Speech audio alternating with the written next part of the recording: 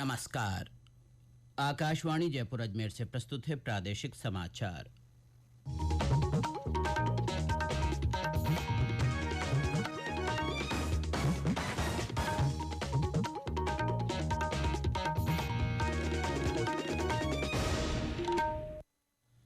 समाचारों के साथ मैं अब्दुल हनीफ।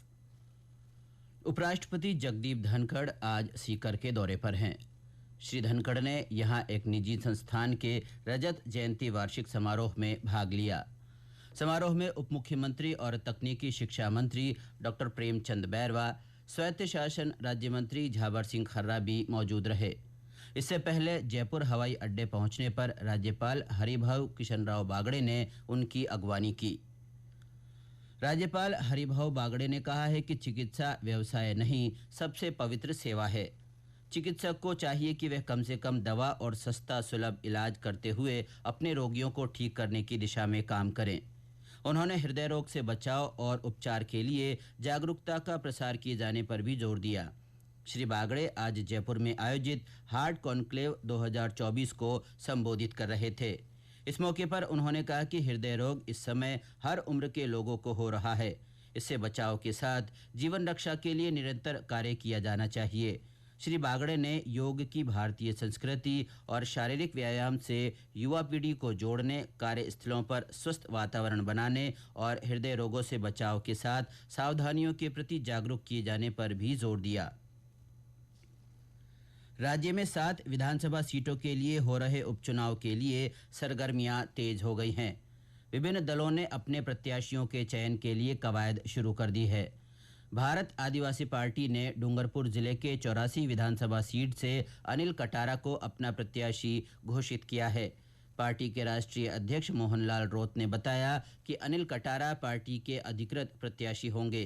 राजकुमार रौत के सांसद बनने के बाद 84 विधानसभा सीट पर उपचुनाव हो रहे हैं। प्रदेश में चिकित्सा और स्वास्थ्य विभाग की ओर से टोबैको फ्री यूथ कैंपेन 2.0 चलाया जा रहा है।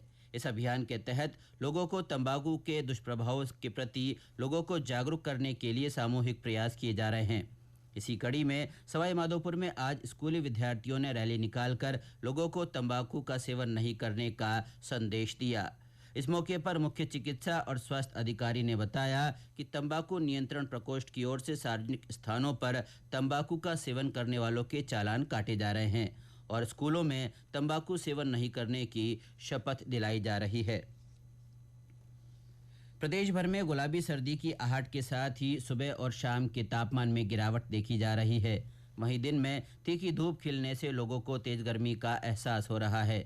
पिछले 24 घंटों में राज्य में मौसम शुष्क बना रहा। सबसे ज्यादा तापमान 39.6 डिग्री सेल्सियस श्रीगंगानगर में दर्ज हुआ। न्यूनतम तापमान 16.2 डिग्री सीकर में रिकॉर्ड किया गया। वहीं मौसम में आए अचानक बदलाव से मौसमी बीमारियों का प्रकोप भी बढ़ गया है। जोधपुर से हमारे संवाददाता ने बताया कि अस्पतालों में डेंगू और चिकनगुनिया के मरीजों की संख्या बढ़ रही है। सवाई माधोपुर में भी मच्छर जनित बीमारियों की रोकथाम के लिए चिकित्सा विभाग अलर्ट मोड पर है। बीमारियों की रोकथाम के लिए जिले में स्वास्थ्य दल आपके द्वार अभियान का तीसरा चरण भी चलाया जा रहा है। डीग जिले के सांवई गांव के रहने वाले प्रगतिशील किसान नत्थी लाल शर्मा ने परंपरागत कृषि में बदलाव कर 1 हेक्टेयर से अधिक भूमि में ड्रैगन फ्रूट की खेती करके नवाचार किया है। उन्होंने फसल को उगाने के लिए केवल गोबर खाद का प्रयोग करके स्लाइन जमीन में जैविक खेती का एक नया कीर्तिमान स्थापित किया है। किसान ने अपनी खाली पड़ी जमीन में लगभग 3000 पौधे लगाकर लाखों का मुनाफा कमाया है। उन्होंने कहा कि फसल विविधीकरण करने से हम राजस्थान की रेतीली मिट्टी में भी नई फसलें उगा सकते हैं। उनका कहना है कि किसान समय समय पर कृषि और उद्यानिकी विभाग से संपर्क कर कृषि की नई तकनीकों के बारे में सीख सकते हैं।